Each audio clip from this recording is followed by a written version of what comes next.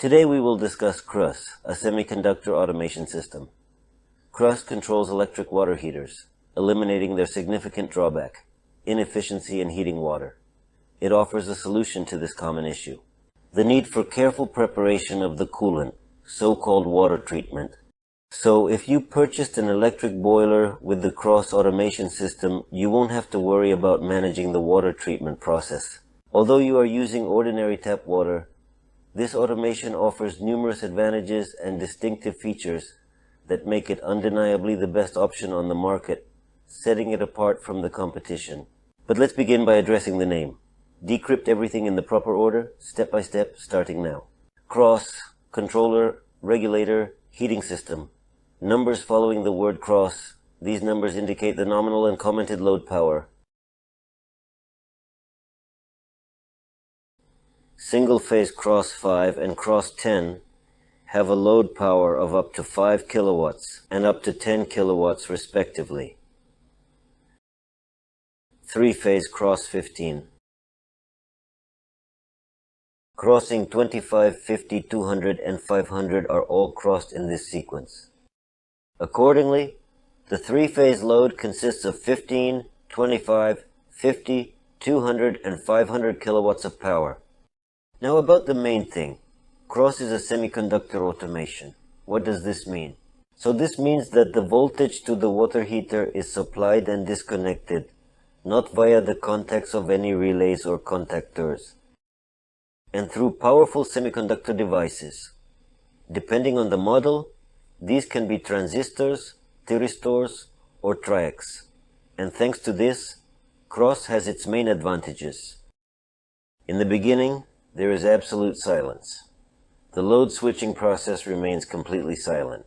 Recall the way the contactors click in the brain, particularly during the nighttime. Secondly, durability and reliability. No contacts, nothing wears out or sticks, like with contactors or RL. Third, the semiconductor device operates within a wide voltage range and is controlled by a very small voltage from the internal power source of the automation system itself, providing precise and efficient control. This coil does not overheat or burn out at high voltage, nor does it fail to close contacts at low voltage. It is not a contactor coil, so it does not experience these issues. However, it is beneficial to have a functional heating system that can handle substantial voltage fluctuations in the network. The fourth and most significant, the capability to smoothly adjust the voltage supplied to the water heater is of utmost importance. The contactor has two states: on, where all voltage is supplied to the water heater, and off, where no voltage is supplied and has been turned off. The water heater is currently turned off. A semiconductor device has the capability to function as a water tap. The more you open, the more water flows through it. This property is utilized in all connections for the efficient functioning of an electrode water heater with tap water. That is, to eliminate the primary disadvantage of an electrode boiler. And this is not a myth. I will now explain how it operates. Let's analyze the picture. This is a truncated block diagram of the single-phase automation KROS system. Power supply ensures stable power for all electronics within the KROS system's architecture. The microcontroller is based on signals received from temperature sensors and control devices. It issues control commands to execute mechanisms and blocks accurately and efficiently. To enable automation and external executive mechanisms, a current stabilizer is utilized as one of the executing blocks, playing a vital role in maintaining stability and ensuring smooth operation. The current stabilizer, in turn, controls our semiconductor device, acting like a tap. The device is represented on the diagram as a 7-segment display and is used to regulate the power of your water heater. The power of your water heater is currently determined by a sensor that measures the electrical current. The current sensor signal is transmitted not only to the current stabilizer, but also a microcontroller in order for you to see the current value of the current on the display, and in case of any emergency situation, for example, a sharp increase in current due to a voltage surge in the network, to disconnect your water heater from the network. I have already mentioned that this is a truncated cross-block diagram. Control blocks for pumps, control block for the second boiler, and other scheme parts are not depicted here. We are currently in the process of evaluating the primary function, which is power regulation. This is how it works. We supply power to the KROS. The microcontroller, based on signals from temperature sensors and other control devices, issues a command to the current stabilizer to generate heat and maintain stability for optimal performance. In addition to its primary function, the current stabilizer also offers a remarkable benefit by ensuring a smooth startup for your water heater. That is to say, within the initial 10 seconds, the voltage on your water heater will be measured. It gradually increases from 0 to reach the level of the network with smooth progression. The water in your water heater possesses resistance. Therefore, as the voltage increases, the current also increases due to the resistance in the water. Data regarding the increasing current, current transformer, and current sensor are transmitted to the microcontroller for viewing the value, as well as to the current stabilizer for further analysis and control. At present, there is a handle located within the stabilizer that is currently being utilized for its intended purpose. This is the pen.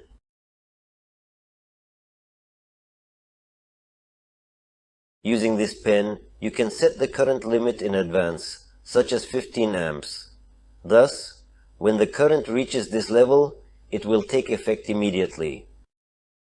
The stabilizer will prevent any further increase in current, effectively stopping any additional rise in voltage on your water heater, ensuring its safety and optimal performance. In addition, the current will be stabilized at this level until the stop command is received from the microcontroller unit.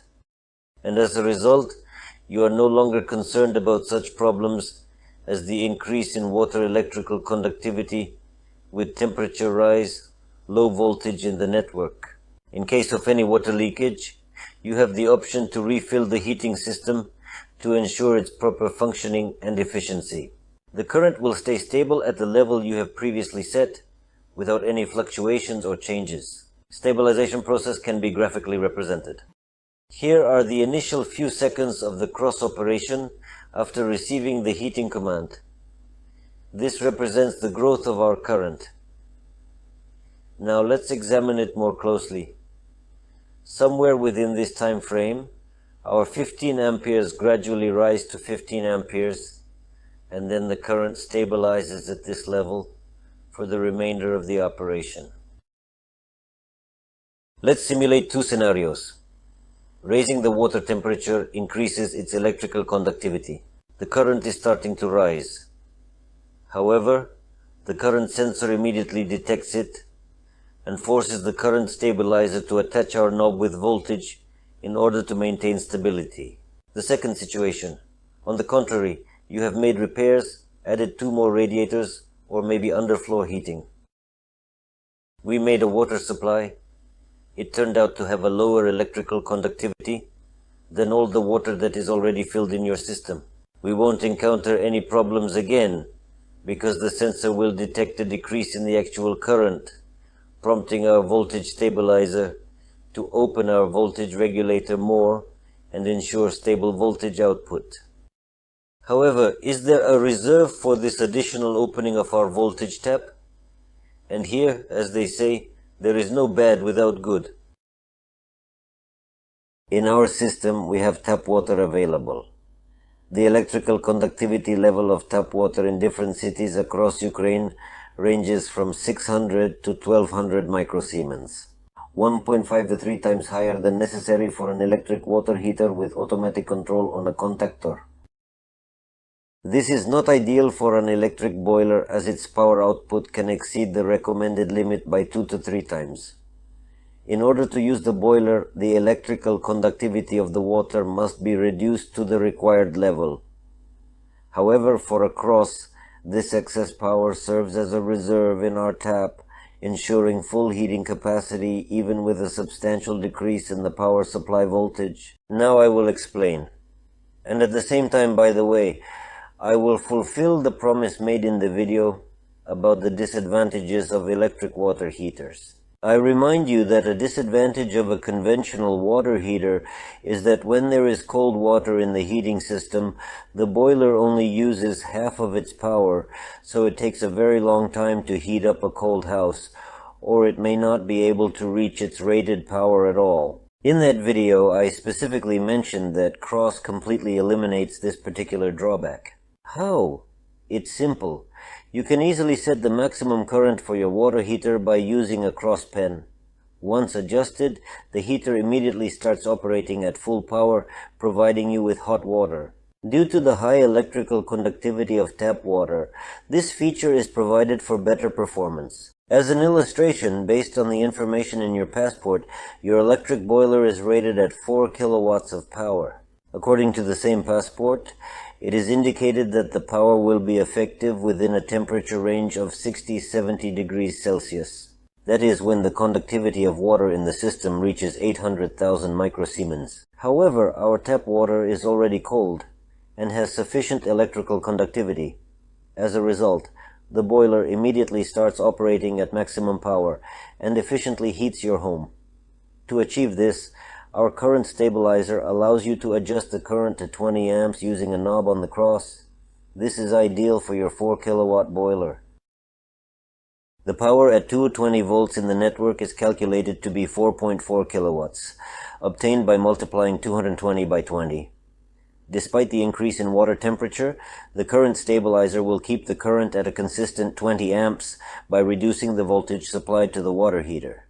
This ensures that the power remains stable and prevents any potential damage to the electrical system or the water heater itself. If you measure the voltage on the water heater at 60 degrees, you will see 140 volts.